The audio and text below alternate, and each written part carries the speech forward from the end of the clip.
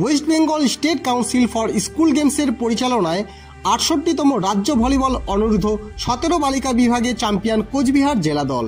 এখানে উল্লেখ্য, কোচবিহার জেলার হয়ে প্রতিনিধিত্বকারী পুরো দলটি দেওয়ানগঞ্জ হাই স্কুলের ছাত্রীদের নিয়ে তৈরি। আজ ফাইনালে গত বছরের চ্যাম্পিয়ন দল তথা আয়োজক হুগলি জেলা দলকে ৩-১ সেটে হারিয়ে রাজ্য সেরা হল কোচবিহার জেলা দল।